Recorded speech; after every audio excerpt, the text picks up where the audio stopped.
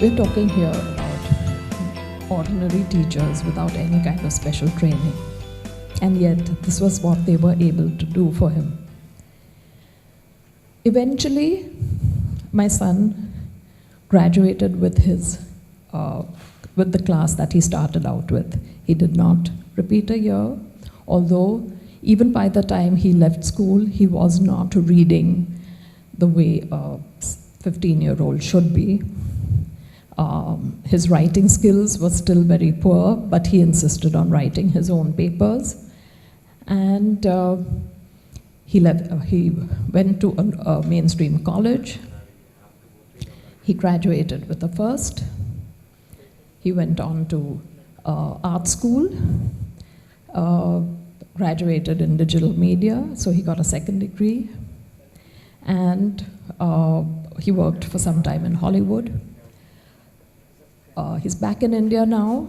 He runs his own company with a large workforce, which he started himself without any help from any of us, because we know nothing about the media business. And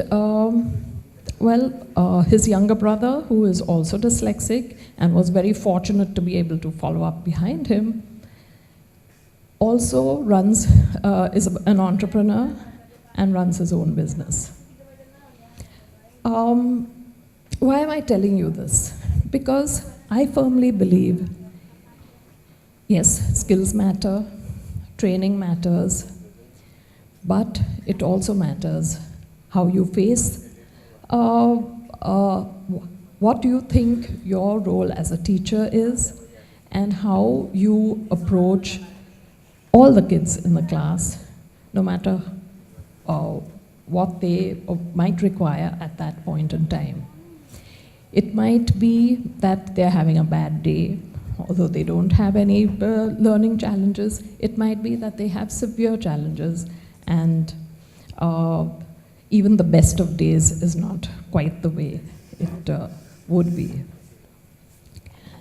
In the case of my son,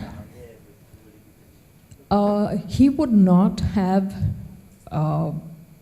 graduated from school had he not had a teacher in the primary school, a very ordinary teacher with the normal training, who took it upon herself to work with him in spite of not knowing what she should be doing or what she might be able to do had she had that expert training. But there were other teachers as well, right through his career, who also contributed to this. There was a teacher in middle school who taught social studies, and she was responsible for really bringing out his interest in people, in the people around him, in what made people tick. She changed her whole curriculum to accommodate his needs and his. She changed the evaluation system in the school, in the middle school, so that he would have a chance to show what he knew in a way that suited him, through pictures, through projects, through acting, through music, rather than just through a written essay. There was the principal of the school who taught history in senior school, and she proposed that he should bring a tape recorder to class. And when he didn't, she probed a little further and discovered that it was because he didn't want to be singled out. He didn't want to be the odd one out recording stuff when everybody else was writing. The very next class, she made an announcement, and she said, I know that I like to talk a lot in class. I give you a lot of examples. I know you have everything in the textbook, but I like to explain things in my own way. If any of you would like to tape record this, you're welcome to put your recorders on the table at the beginning of the class and pick them up at the end. The next time, of course, there was just one tape recorder on the desk, and that was Murad's. But she made it possible for him to put it there very confidently, knowing that he wasn't being singled out. I think the biggest gift we can give to kids is to find sensitive ways to include them without singling them out and without making it known to everybody that, we're making special concessions for them or provisions or accommodations. It's just that it's our duty to ensure that every kid, every student gets the information they need in the way that they can use it best. Finally, I'd like to tell you about one, and I think this is really important.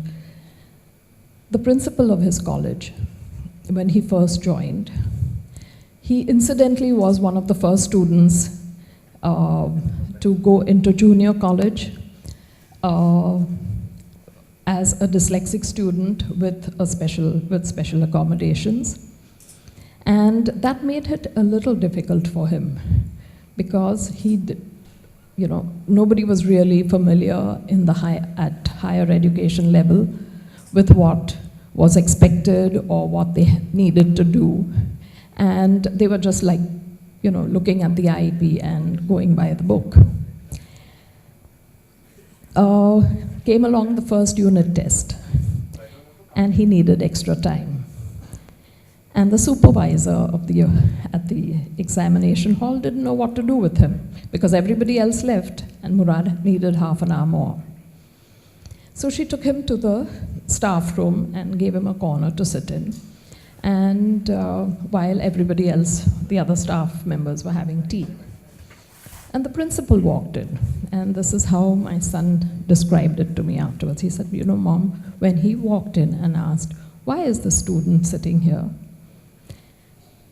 He said, I wish the floor would open up and I could just melt into it. And the teacher said, well, he's dyslexic and he gets half an hour more, and the other examination halls are all occupied by the next batch of examinees, so we didn't know what to do with him. So he said, but y'all are all talking over here. There's all this disturbance. How can he possibly do his best? And he turned to Murad and he said, son, come with me. He took him to his office, sat him down at his desk. He said, you finish your work. Just finish the paper, take as long as you want. I'm going to be in the next room. Incidentally, the next room was his secretary's cabin, and he sat there until Murad finished his exams. I cannot tell you what a difference that made, because until then, Murad was very uncomfortable in college, and he really felt that he did not belong there.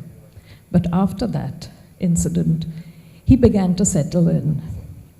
He eventually joined the Rotaract Club and became, of all things, editor of their newsletter. It doesn't end there. Just to tell you what these kids are really capable of, it was a one-page newsletter when he took it over. He expanded it to 8 pages.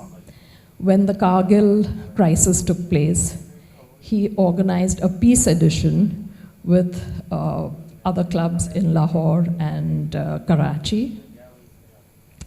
He won Rotaractor of the edition. The newsletter won an award. He was voted Rotaractor of the Year not once, but twice in a row, which is something very rare. And, well, a dyslexic person as editor of a magazine, that's really something.